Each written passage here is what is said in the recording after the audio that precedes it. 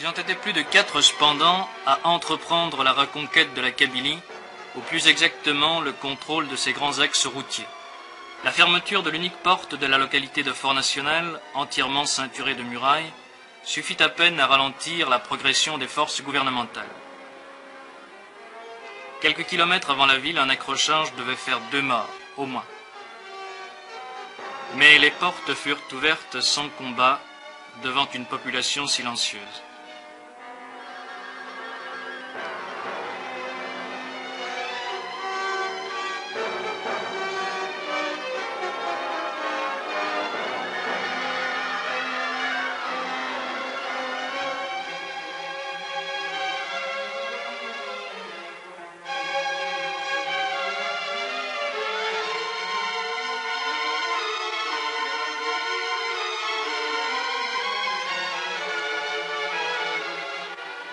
Ce fut une drôle de guerre, où certaines scènes rappelaient invinciblement la guerre d'Espagne.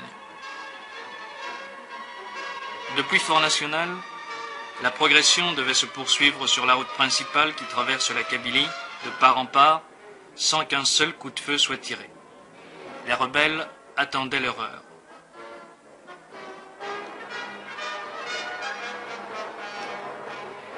Une atmosphère de tension et de malaise profond accompagnait ces opérations militaires. Ce n'est pas sans problème de conscience qu'une armée, aussi profondément politisée par 7 années de guerre, entreprend la conquête de son propre territoire.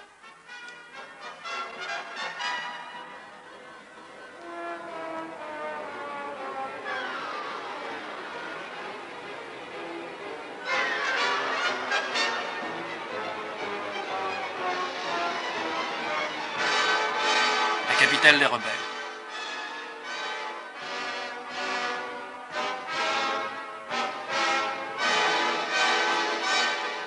À Aïn el-Hamam, autrefois Michelet, les troupes furent accueillies, selon les termes du communiqué gouvernemental, par l'enthousiasme de la population. Était-ce la fin pour le commandant Seliki Tayeb, député à l'Assemblée nationale, adjoint au colonel Mohamed Ouelach? C'est le commencement. Vous êtes là pour constater vous-même sur le terrain ce qu'il en était. Parce que pour nous, exactement, ce n'est pas la reprise de Aïn el-Hamam, ni de Fort-National, ni d'Azazga. La lutte, pour nous, nous savions très bien, et tous les hommes de bonne foi savent aussi, que la lutte, elle n'est même pas commencée. Commencée politiquement, mais militairement, il n'est pas commencé. Or, si on entend la radio, la propagande et des discours,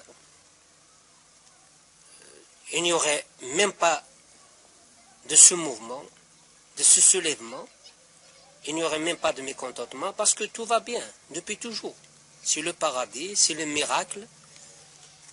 Et alors, il n'y aura pas de mécontentement, rien du tout. Donc militairement, la perte des grands axes de communication... moi, je vous dirais en toute franchise, militairement, nous ne vont pas encore commencer. Et nous espérons quand même commencer très bientôt. Je ne suis pas le seul. Il y a beaucoup de frères qui ont déserté. J'ai été même en opération 2 fois à Jbel-el-Louh, où il y avait 2 Jounoud des forces pharaons socialistes. Ils ont pu kidnapper un camion de semoule pour le partager au peuple qui crève de faim actuellement.